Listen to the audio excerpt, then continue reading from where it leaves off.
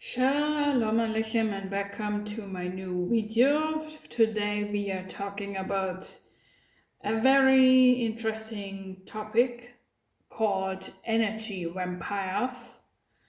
And what I mean about energy vampires, because in my opinion, those people are the world's worst inventions in this entire world. And I give you first the definition. Energy vampires are individuals who intentionally or unconsciously drain your mental and emotional energy, leaving you feeling exhausted, stressed, or overwhelmed, or after interactions, often characterized as constant complainers, manipulators, or narcissists. They thrive on attention and validation. Protecting your well-being requires setting firm boundaries, limiting contact, and managing your emotional ability.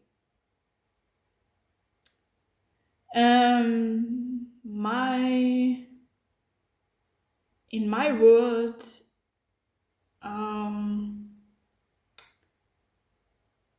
there are many signs, and we go now through the signs.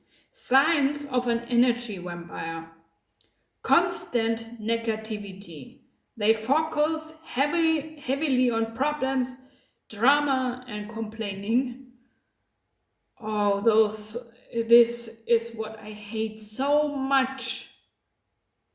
Yes, I have problems too. Everyone has problems. But why focusing so heavily on problems, drama, complaining? Always here problem, there problem. You know what? Turn your negativity in praise. That would be so much easier. Next sign is attention seeking. They must be the center of attention and often monopolize conversation. Yeah, it's about them and only about them. Lack of empathy and responsibility. They rarely accept accountability and often play the victim or martyr. You know, narcissists and psychopaths are energy vampires number one. And in my opinion, there's nothing what I hate so much than this. Manipulative behavior. They use guilt, ultimatums, or intimidation to get their way, leaving you drained. Physical and emotional exhaustion, anxiety, or feeling of being drained after being around them. Seriously, that is the worst feeling. Types of energy vampires. The victim believes the world is against them and refuses to take responsibility for their lives.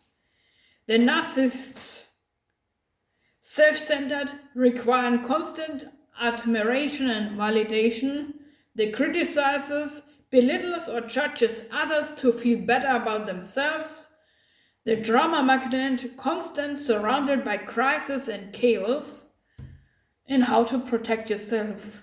Set boundaries. Clearly define what behavior you will not tolerate and stick to it.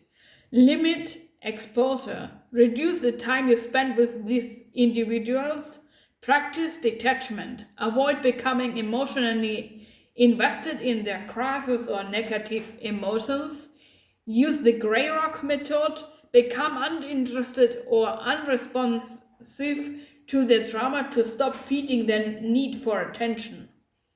Focus on self-care. Reclaim your energy by prioritizing your own needs, hobbies, and supportive relationships. That is something what I really admire most. And then also how to ground yourself to deal with energy vampires.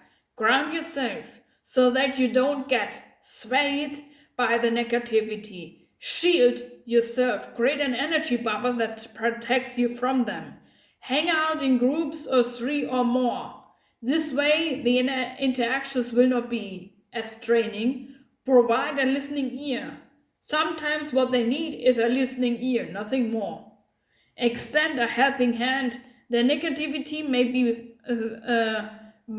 be a silent cry for help. Stick to light topics. New movies, daily occurrences, common friends, latest trends. Reduce contact. If the above does not work, cut them away from your life. At last resort, if nothing improves, you deserve better.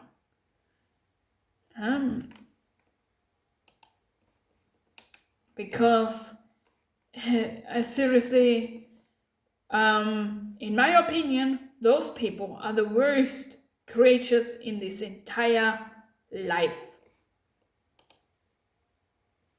Also called psychotic vampire.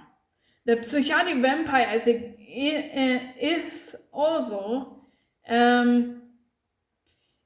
American author Albert Bernstein uses a phrase emotional vampires for people with various personality disorders who often consider to drain emotional energy from others. Energy vampires the term energy vampire is also used metaphorical to refer to people whose influence leaves a person feeling exhausted, unfocused, and depressed without ascribing the phenomenon to physical interference.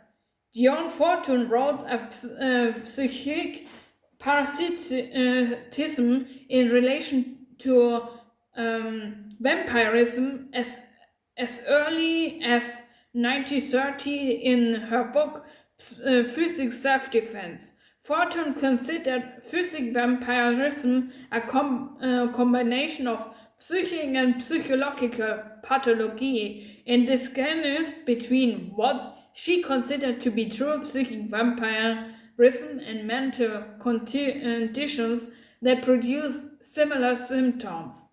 For the latter, she named force de jeu and similar phenomena. The term psychic vampire was popularized in the 1960s by Anton LaVey and his Church of Satan. LaVey wrote on the topic in this book, The Satanic Bible, and claimed to have coined the term. The LaVey used psychic vampire to mean a spiritual and emotional weak person who drains vital energy from other people. That means energy vampires are satanic, demonized people. And also LaVey, Adam Parfait likewise attributed the term to LaVey in an introduction to the Devil's Notebook. Energy vampires are something, in my opinion, the worst idea. Besides and also in this word belongs also the sexual vampires, any type of demonic witchcraft, anything that drains the life out of your life, that drains the energy out of your life, is influence mostly of satanic, demonic influence. I put the link of what I was reading here in the caption, in the description box. And now we go to Ephesians 5, because we are not supposed to remain like slaves under those people. Ephesians 5 verse 11. And have no fellowship with the unfruitful works of darkness, but rather reprove them. You see, we have to expose them. We have to get rid of it, because if you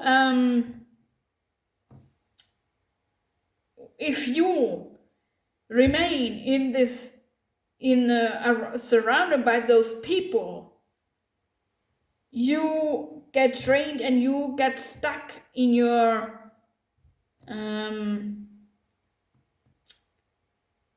goals, and this is what we shouldn't do. And I will put some photos, pictures after this video, so that you can see some facts about energy vampires, and then I hope you will understand what that means, and that you should really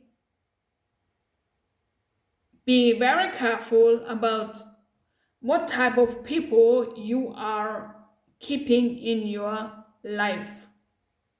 I hope this video has helped you, and get rid of your energy vampires, about your vampires,